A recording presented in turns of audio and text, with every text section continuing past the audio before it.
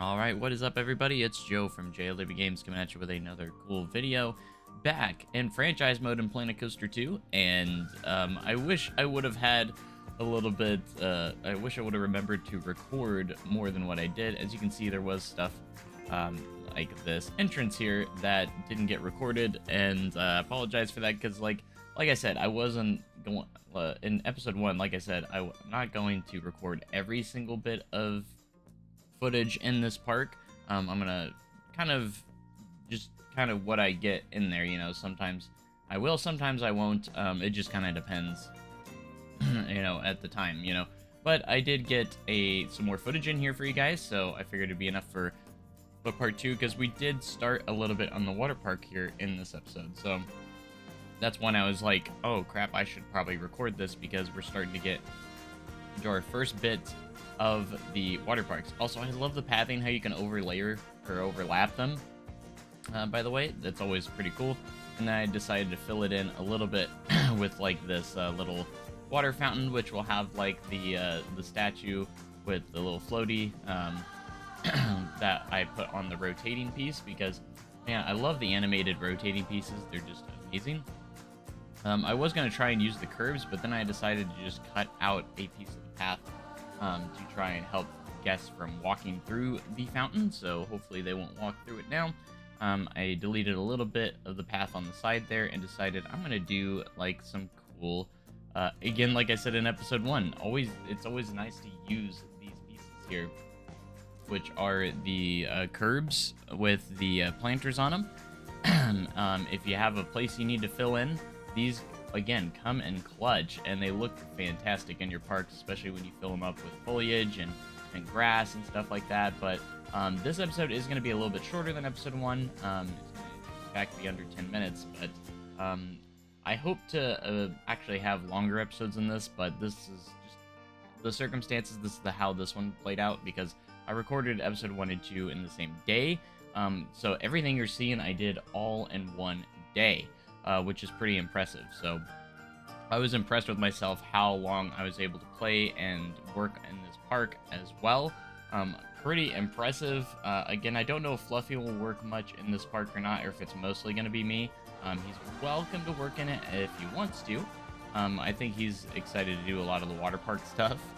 But this is kind of like my baby right now at the moment. So I wanted to get into making a wave pool over here, off to the side. I think that was going to be the first thing I decided I wanted to do. And I wanted to do like an elevated path, so the water goes, or the wave pool goes down with the depths and everything.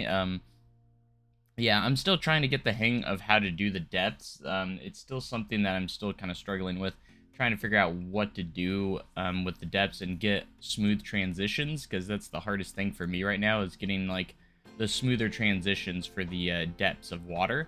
So I think the next thing we're going to do, and probably in the next episode, is theme up this this wave pool. I decided I wanted to move the wave pool, so I ended up saving it as a blueprint because I didn't want it in that spot. I decided to move it over here into this other plot of land where all these guests were with the path in the way.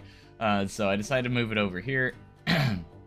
And I figured it was just a little bit better of a location because it had some better, it allowed for more flexibility with the location. So anyways, I wanted to again do some elevated paths because I want to make sure that I do want to try and start doing more elevated paths again. With the pathing tool that we have now, there's no excuse not to, because it makes it easier than ever to work with. So I'm going to use the pads to kind of elevate, and then I'll pull the terrain up towards them. I think that's the best way to do it. And then I had this idea of doing like this little bar off to the side of the wave pool that was elevated on the path from below it, because there'll be a path below this as well.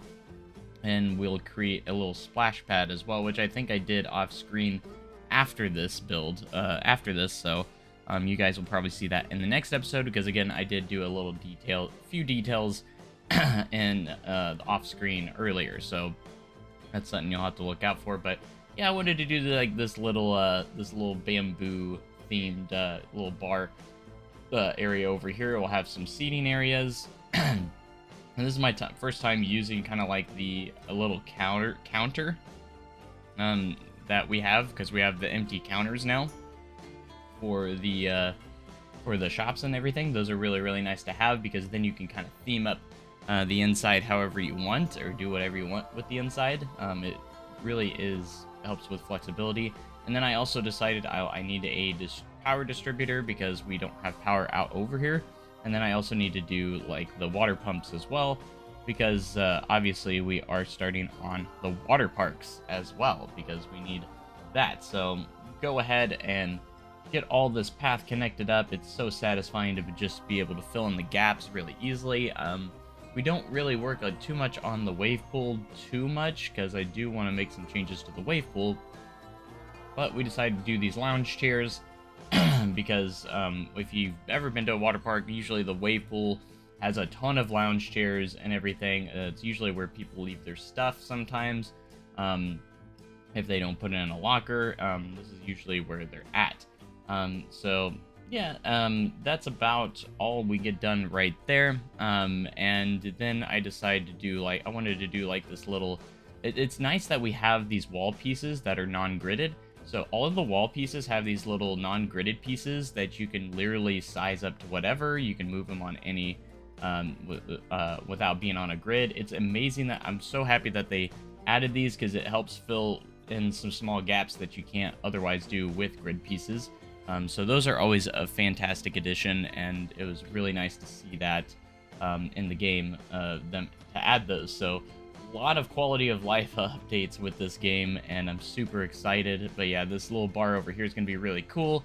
I'm excited for that section and for it to unfold. But let me know in the comment section, guys, what you want to see out of this franchise park. I'm really excited. I still haven't barely touched my money all that much, but it's really cool to see this park starting to come together, and all the progress that I did make in just one day.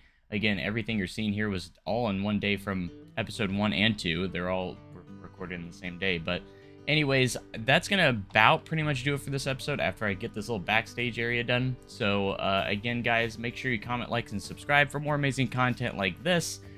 Make sure you hit that join button if you want to watch these episodes early. And I thank you guys for watching. Thanks, and goodbye.